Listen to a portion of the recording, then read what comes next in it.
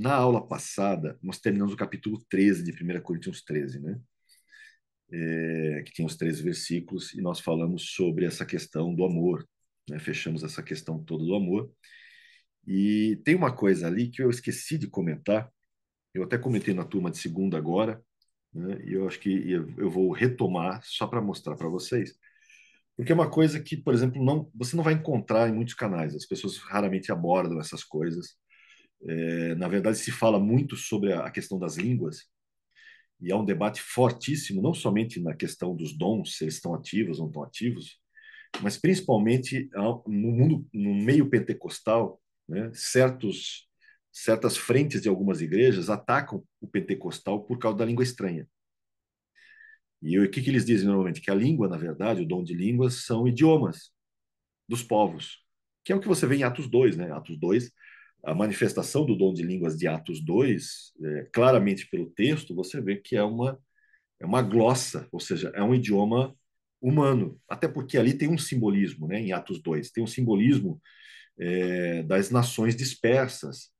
Lá atrás, quando foi feita a divisão das nações, né? Dos seres humanos em nações, na verdade, que é Babel, onde teve a confusão das línguas, Ato 2, né, naquelas línguas que são faladas, ao idioma de cada um que estava ali, e aí você tem ali, inclusive, algumas citações de locais, tal. Se você pegar essas citações dos locais, das regiões citadas, comparar com Gênesis 10, né, e Gênesis 11, você vai ter meio que um paralelo com Babel. Então, é como se Deus estivesse trazendo, né, aquilo que foi dividido, trazendo para a união novamente, ou seja, como se houvesse um movimento para reunir agora as nações, já que lá atrás elas foram divididas, né? Então, só que daí muita gente diz não. Então, o dom de línguas eles até dizem não, entendemos, mas não é idiomas estranhos, são idiomas humanos. Porém, né, deixa eu trazer alguns elementos que são bastante interessantes nesse aspecto, que às vezes não são falados e acho que precisa se falar, né? E como está no contexto de 1 Coríntios 13, eu acho que é importante falar, porque Paulo vai abrir aqui, ó, se você lembrar, 1 Coríntios 12 vai falar dos dons, né?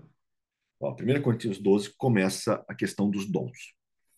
E Paulo vai falar dos vários dons aqui que são vistos, né? Ele vai falar dons de serviços, dons que são os dons do Espírito, no sentido, né, da atuação do Espírito Santo. Você tem os dons de ministérios, né, todos relacionados a essa questão que ele coloca aqui, né? Como ele diz, ó, os dons são diversos, o Espírito é o mesmo, diversidade nos serviços, diversidade nas atividades, né, que são os cargos. Ele vai citar depois os dons do Espírito, né, os 9 dons que são citados aqui. Vai citar depois os dons relacionados aos serviços e os dons relacionados aos cargos, né? Então, Paulo faz a citação dos dons e ele só vai terminar a questão dos dons no 14, tá? No 14, porque ele continua aqui, ó. Vai falar dos dons, seguir o amor, procurar e com zelo os dons. E aí vai falar do dom de profecia e o dom de línguas, mais uma vez. Vai falar, nós já falamos desses textos aqui, né? Por quê? Porque isso evoca que o 13 também fala dos dons. Tanto que ele faz a mesma abertura que ele faz no 14, ele faz no final do 12. Diz assim, ó, procurar com zelo os melhores dons. Ele fecha o 12 falando sobre isso, da busca dos dons, e ele reabre de novo no 14, procurar com zelo os dons. Ele reabre o assunto de novo, nessa questão dos dons, o que indica que o 13 também fala dos dons, tá? Tanto que ele fala que, ele, além dos dons, diz, vou mostrar um caminho mais excelente. Porque aí o que ele vai dizer? Ele vai dizer o seguinte: dom sem amor não serve para nada. Por isso que ele fala, ainda que eu fale a língua dos homens e dos anjos, se eu não tiver amor, não serve para nada. O que ele está dizendo aqui? É o dom de línguas. Tanto que ele está fazendo o contraponto dos dons ainda. Ele não saiu do tema. Ele só está dizendo que o amor é mais excelente, né? E o dom, não somente o dom, qualquer serviço, tudo tem que ser exercido com amor. Por isso que ele vai citar o dom de línguas, aqui com certeza é dom de línguas, e aí entra a língua dos anjos, que é o que eu quero chamar a atenção, né? Não só a língua dos homens. Ele vai falar o dom de profetizar, ó, de novo, ó, dom de profetizar. Ele cita aqui. Então, mesmo que eu tenha o dom de profecia, mesmo que eu tenha o dom de conhecimento, tenha conhecido toda a ciência, mesmo que eu tenha o dom da fé, com uma fé que transporte montanhas, mas se eu tenho esses dons e eu não tenho amor, nada serei. Aí ele vai continuar aqui, o dom de misericórdia, o dom de contribuição, ainda que eu distribua todos os meus bens entre os pobres, né? Ainda que eu entregue o meu corpo, o dom de contribuição, o dom de misericórdia, mas eu não exercer esse dom com amor, nada se aproveita.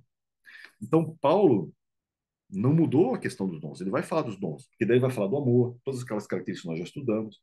Vai falar que esses dons vão, de alguma forma, cessar ou ter um fim, né? Quando vier o que é perfeito, que nós já discutimos que não é o cânon, né? O perfeito é Cristo nesse sentido, né? Quando Cristo vier, que daí o veremos face a face, né? E aí vai permanecer somente fé, esperança e o amor. E o maior deles é o amor, porque o amor, na verdade, a fé deriva do amor, a esperança deriva do amor, o amor é maior de todos os, né? Porque o amor é a fonte, na verdade, de todas as virtudes, né? A gente já viu isso aqui. É, deixa eu ver onde é que eu botei.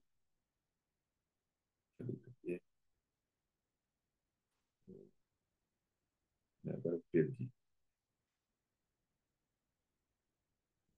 Tá aqui. Acho que é aqui, né? Lembra que eu mostrei para vocês, né? Essa lista, né, do amor aqui, ó, com as virtudes, né? Longanimidade, benignidade, altruísmo, modéstia, humildade, domínio próprio, bondade, mansidão, perdão, empatia, compaixão, alegria, tolerância. Todos eles, ó, perseverança, esperança, fé, permanência, todos eles derivam do quê? Do amor. Por isso que o amor é o maior de todos. Por isso que a fé e a esperança estão interligados, né? Então, essa construção de Paulo no capítulo 13, ele ainda está falando do tema do amor, desculpa, do tema dos dons, só que enfatizando a necessidade do amor na atuação em cada um dos dons que você tem, efetivamente. E aí entra essa questão das línguas aqui, que vai falar o seguinte: olha, existe a língua, o dom de línguas humano, das nações, que é o que a gente vê em Atos 2. Mas ele está falando o seguinte: ó, mas existe a língua também dos anjos. Que língua dos anjos é essa? Né? Existe alguma base? E aí vem o ponto que eu quero abordar. Existe alguma base na cultura judaica, pelo menos, que me dê sustento numa tese de que o dom, que existe idiomas angelicais? Bem, existem vários, na verdade, né, se você pensar. Mas existem alguns textos que são dos pergaminhos do Mar Morto, encontrados no pergaminho do Mar Morto, chamados Canções do Sábado, né, que são 13 canções, né, que foi encontrado na Caverna 4 de Qumran. E essas canções são datadas de antes de Cristo, né, porque são pergaminhos datados antes de Cristo, pelo menos uns 100 anos, mais ou menos, antes de Cristo. Provavelmente conhecidas no tempo de Cristo, porque você tem evidências dessas canções do sábado dentro da cultura judaica, né? Inclusive, há uma tese de que, por exemplo, quando Paulo vai exortar uma das igrejas, que ele fala, olha, cuidado com o culto a anjos e tudo mais, né? E isso está num contexto, inclusive, né? É o contexto de Colossenses, capítulo 2, que é o contexto, se não estou enganado, o contexto das festas e do sábado também. Quer ver? Deixa eu mostrar esse texto para vocês. Colossenses 2:16, né? Se não me engano. Ninguém pôde vos julgue por causa de comida, bebida, dia de festa, lua nova ou sábados. Porque tudo isso tem sido sombra das coisas que haviam de vir, porém o corpo é de Cristo. E a gente já entende isso, né? Isso, não vou entrar em detalhes hoje. Se a gente estudar tabernáculos, a gente vai ver isso com muito mais clareza. Aí ele fala assim: ó, ninguém se faça árbitro contra vós outros, pretextando humildade e culto dos anjos, baseando-se em visões e fatuados sem motivo algum na sua mente carnal. Que culto dos anjos é esse? Né? De onde Paulo comenta sobre isso. E, curiosamente, quando você pega as canções do sábado, você tem um vínculo entre o rito do sábado no tabernáculo, né, com uma ideia do que aconteceria no céu. Porque você tem o tabernáculo terrestre e o tabernáculo celeste, ok? Você tem esses dois sempre. E lembra que o tabernáculo terrestre foi feito à imagem do tabernáculo celeste. Claro que o tabernáculo terrestre tem as suas limitações, né? Quando comparado ao tabernáculo celeste. Porque aqui é obra de homens, e o tabernáculo celeste é obra do próprio Deus. Por exemplo, o tabernáculo celeste não tem o altar de bronze de sacrifício. Por quê? Porque lá no terceiro céu, onde está o tabernáculo celeste, não tem morte. Então não tem derramamento de sangue, não tem. Né? Esse é um dos motivos que eu falei que Jesus precisa vir até o primeiro céu, sai do terceiro céu, encarna, vem o primeiro céu, porque só se derrama sangue aqui, né? Onde estamos nesse mundo. Né? E por isso que aqui tem no pátio, que valeria o pátio, né? Onde está o altar de bronze. Mas o santuário, que tem o lugar santo e santíssimo, de certa forma, você tem essa imagem terrestre, que é uma imagem do santuário celeste. E no santuário celeste você tem menorá, você tem o altar de incenso, né? E só você ler Apocalipse, vai aparecer lá, né? A menorá com sete, né? O candelabro de sete, com sete lamparinas, e você tem o altar de bronze, desculpa, o altar de ouro com incenso. Inclusive tem no capítulo 8 de Apocalipse, um anjo vai pegar desse altar brasas e vai atirar sobre a terra. E ali tem incenso, que são as orações dos santos, tal. Assim como tem a figura da arca, que é o trono de Deus, né? Que é o trono efetivo de Deus, simbolicamente. Então você tem o trono celeste e o trono terrestre. E a gente sabe, né? Seja feita na terra, né? Seja feita a vontade na terra, como é no céu. Então, sempre você vai ter alguma sombra na terra da sombra do que acontece nos céus. Né? É o mundo espiritual e o mundo terrestre. Há um paralelo entre eles. Né? E o tabernáculo que eu citei é só um exemplo disso, mas tem outros. Baseado nisso, se construiu a ideia de que as canções do rito do sábado acontecem também no céu, como se no céu houvesse um vínculo também do ciclo terrestre, como se o calendário celeste seguisse também o calendário terrestre. Bem, isso não é também algo fora do comum, porque nós já citamos aqui que há tempo no céu. Lembra? Nós já falamos sobre isso em outras aulas. Essa ideia que o céu é um lugar que não tem tempo, o tempo não existe lá, é um local atemporal. Não, não é. Né? Não é. Tanto não é que o texto bíblico enfatiza, por exemplo, lá no caso de Jó, né? Chegou o dia que os filhos de Deus têm que se apresentar diante do Senhor. Então é um dia diferente dos outros dias. Se é um dia diferente dos outros dias, então não é um dia, os dias não são iguais. Então tem uma contagem de tempo, porque estão contando o tempo para chegar o dia em que os filhos de Deus têm que se apresentar. Isso acontece no capítulo 1 de Jó e acontece de novo, depois de um tempo, um ciclo que se passou, chegou o dia de novo dos filhos de Deus se apresentarem, no capítulo 2. Então você vê que no céu tem um calendário. Existe uma contagem de tempo. Né? Você vai ver isso em Apocalipse também, teve silêncio no céu por meia hora, tal. Tem aqueles simbolismos todos. Tem vários elementos que mostram a questão do tempo, também no reino celeste. Somente Deus, fora desse universo, que é o ser atemporal verdadeiro. Né? Mas no céu tem essa contagem de tempo. Por isso que se criou também a ideia na cultura judaica de que as canções cantadas nos sábados, nos sacrifícios do sábado, são baseadas no rito que acontece no céu. Isso também não é algo estranho, porque, por exemplo, o tabernáculo de Davi, né, a construção do tabernáculo de Davi, para quem já viu o meu vídeo lá do tabernáculo de Davi, né, e quando a gente for estudar, caso estude tabernáculos, vai estudar o tabernáculo de Davi, só com muito mais profundidade, o tabernáculo de Davi é uma cópia da corte celestial. É o trono de Deus na terra, com os quatro querubins, que são os quatro porteiros, com os 24 anciãos, que são os 24 sacerdotes, os 24 grupos de sacerdócio, né, os turnos, os 24 líderes de louvores, das famílias líderes de louvores, e aí tem os 7 sacerdotes diante da arca, com trombetas nas mãos, ou seja, uma cópia. Né? Davi, na verdade, está trazendo uma cópia usando a arca como o símbolo do centro, né? Que é o trono de Deus, ou na cultura judaica chamado Merkavá, né? Que é a carruagem de Deus, que é a questão do trono. Então, esses paralelos não são é, digamos assim, os sacerdotes não tiraram isso assim do ar. Ah, vamos fazer, né? Porque talvez no céu aconteça assim. Não, eles têm uma base, como Davi tinha, por exemplo. Davi constrói o tabernáculo de Davi, onde ele bota a arca sem véu, sem nada, baseado nas visões dos profetas. O texto mesmo diz isso. Né? Quem assistiu o meu vídeo vai perceber isso.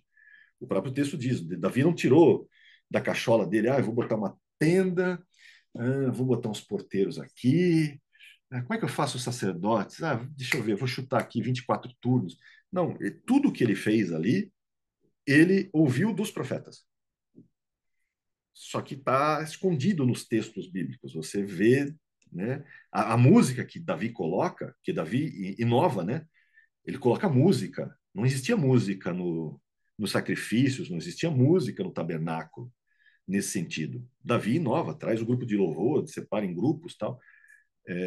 Mas de onde ele tirou isso? Do que ele ouviu dos profetas. Está no texto bíblico.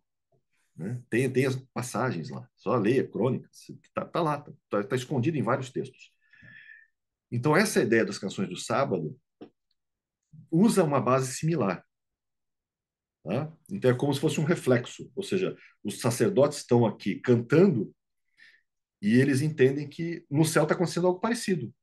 Só que, claro, não com sacerdotes humanos, mas com anjos. A corte celeste fazendo isso. Tá? Entendendo até aqui? Tá tudo bem? Né? Por que eu estou citando isso? Porque eu vou mostrar agora o que tem nos pergaminhos ao morto dessa questão. E tem uma parte, não vou entrar em todos, são 13 cânticos, é gigante o negócio. Não vou poder mostrar isso hoje, isso vai ficar para uma outra aula lá na frente, né? Talvez quando a gente fala do tabernáculo. Mas tem uma parte interessante desse material que tem a ver com essa citação de Paulo, ainda que eu fale a língua dos homens e dos anjos. E aí é onde entra essa questão. Né? Cadê aqui? Ó? Eu tenho esse livro aqui, quem quiser comprar, né? The Dead Sea Scrolls, a New Translation, tá? É uma, infelizmente só conheço em inglês, não achei uma cópia em português. E ele vai citar aqui várias questões sobre os pergaminhos morto. Eu vou entrar só nesse tópico que nos interessa, que são as canções, né, do sacrifício de sábado, que são as 13 canções, que está nos pergaminhos 4Q 400 a 407, ou seja, caverna 4, documentos encontrados 400 a 407, e a caverna 11, documento 17, que é 11Q17, né? E o MAS 1K também. E uma coisa que ele vai falar aqui, ó, eu vou mandar traduzir, deixa eu ver se o meu tradutor está funcionando. Tomara que esteja. Né? Aqui ele não está ainda nas canções, no livro ele faz uma introdução para você entender o que vai ser descrito ali, né? Ele fala uma coisa curiosa, ele fala assim, ó, os cânticos do sábado pretendem unir o adorador aos anjos que adoram no céu. Por isso que alguns acham que talvez quando Paulo fala cuidado com o culto aos anjos, porque ele acha que talvez lá em Colossenses alguém chegou com os cânticos do sábado e perverteu o sentido do cântico do sábado e começaram a criar a ideia de culto aos anjos também nos sábados. Por isso que Paulo vai falar dos sábados antes. Olha, tudo que aconteceu no Antigo Testamento, as festas, as luas, os sábados, tudo isso são sombras, a realidade é Cristo. Então, cuidado com esse negócio de culto aos anjos e tudo mais. Isso é uma tese baseada no que a gente encontrou nos pergaminhos do Mar Morto. Né? Então, diz assim, o que acontece na Terra não passa de um pálido reflexo da realidade maior e última que acontece nos céus. Né? Então, o que poderia então ser mais desejável é que juntar-se a essa adoração de forma mística. Por isso que talvez tenha alguns colossenses lá tenham se, né, caído nessa tentação de fazer esse culto com os anjos e aos anjos. Aí ele fala assim, a variedade de seres celestial que desempenham um papel é vertiginosa, porque a gente sabe que tem miríades e miríades, né? Aí diz assim, o apóstolo Paulo escreveu sobre as línguas dos homens e dos anjos em 1 Coríntios 13, versículo 1. E, de fato, o nosso autor, quem escreveu as canções do sábado, fornece aos anjos diferentes idiomas. A gente vai ver aqui, eu vou mostrar. Cada anjo vai fazer uma declaração de bênção a Deus e de louvor a Deus no seu próprio idioma. E são 7 anjos que servem diante do trono, os 7 espíritos que estão diante do trono de Deus. Que a gente vê isso A gente vê a sombra disso, por exemplo, quando Josué bota 7 sacerdotes com trombetas diante da arca, quando vai derrubar lá em Jericó, por exemplo, vai derrubar os muros de Jericó. Perceba no texto, ele bota 7 sacerdotes para estarem diante da arca com as trombetas. Coisa que Davi também faz quando vai montar o tabernáculo de Davi. Coloca 7 sacerdotes para ficarem também liderando. Por quê? Porque é um reflexo dos 7 espíritos de Deus que estão diante do trono de Deus nos céus, que talvez seja a figura do que a gente chama dos arcanjos. É uma tese, né? Que são os príncipes, né? São chamados de príncipes lá. E cada uma dotado do seu próprio caráter, cada idioma, né? Cada língua dos anjos, dotado do seu próprio caráter particular. E cada uma singularmente especializada para louvar a Deus. Então você vai descendo aqui, tem a primeira canção, a segunda canção, são várias as canções, né? Não estão todas completas, sempre tem esses espacinhos aqui, porque às vezes o pergaminho está furadinho, né? Ou se perdeu. Tal. Mas, por exemplo, tem a canção do sexto, né? A sexta canção. Na sexta canção, você vai ver aqui, ó, né? Que é um texto que pertence ao instrutor, né? Aí o filho acompanhando o sacrifício do sexto sábado, cantando no nono dia do segundo mês, que tem as datas para cantar cada uma delas. Aí começa assim: bendizei ao Senhor, né, a Deus dos seres divinos, vós que habitais nos mais altos dos céus, santos dos santos, e exaltai a sua glória, conhecimento dos seres divinos eternos, aqueles chamados aos mais altos das alturas. E aí ele começa na parte que não me interessa, né?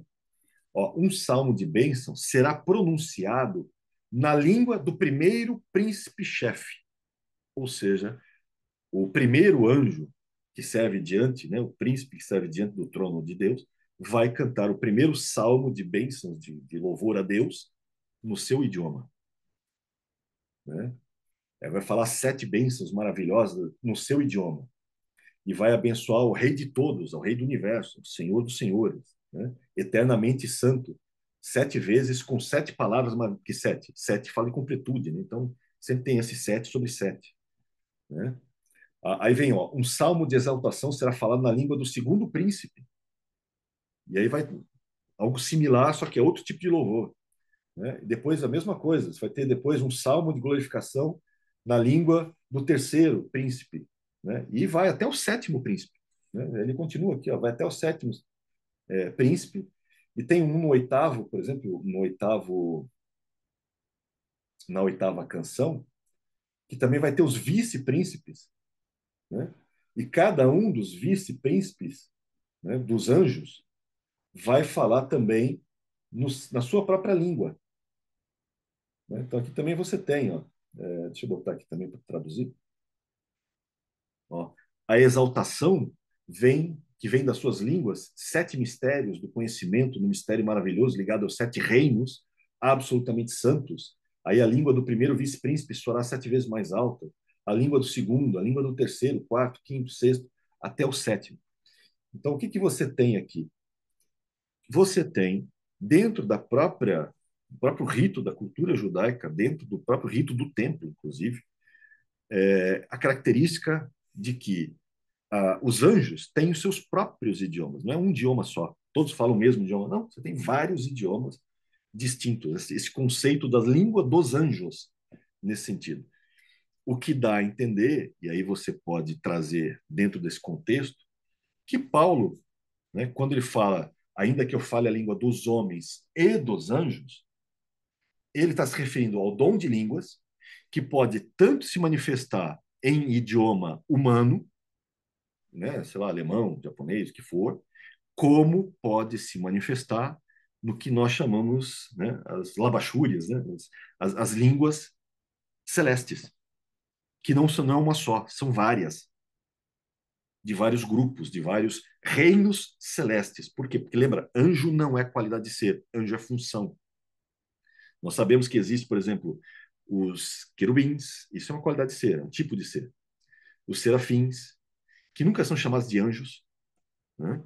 No sentido bíblico, né? Eles não são mensageiros, eles estão, né, ao redor do trono.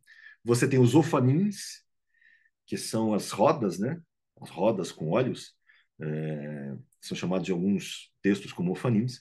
Você tem os 4 seres viventes, você tem talvez os 24 anciãos, e você tem esses arcanjos e anjos que são posições, né? Funções. Lembra que até Jesus já foi chamado de anjo, anjo do Senhor, quando tinha as teofanias, né? No Antigo Testamento. Então, por isso que anjo não é necessariamente uma qualidade de ser, mas representa um ser divino atuando como mensageiro. E nem todos têm asas, né? É só lembrar quando Daniel recebe a mensagem de Gabriel, ele chama o homem Gabriel. Ele não detalha nenhuma asa, não tem nada ali nesse sentido. E nem os anjos, por exemplo, que estão indo até Sodoma e Gomorra, por exemplo, né? Os anjos que vão até Sodoma, eles também não são relatados com asas, eles são relatados como figuras incorporadas como homens, né? Tanto que o povo de Sodoma tem más intenções com eles. Então, só para você entender que dentro desse pacote que a gente tem estudado sobre dons, né, o amor e afins, essa ideia que é tão, às vezes, massacrada, principalmente pelos reformados, né, cuja base, eu reitero, é muito pouco nesse sentido, principalmente a questão dos cessacionistas, não há uma base sólida e firme, né? E eles alegam que nós, né, os pentecostais aqui, não temos essa base sólida e firme. Só que nós temos muita base, na verdade. Eles aqui ignoram e botam, às vezes, né, um selo, como se todo pentecostal fosse analfabeto, né? O que não é o caso. Muito pelo contrário. Em várias questões, o inverso talvez seja, cabe melhor em algumas situações.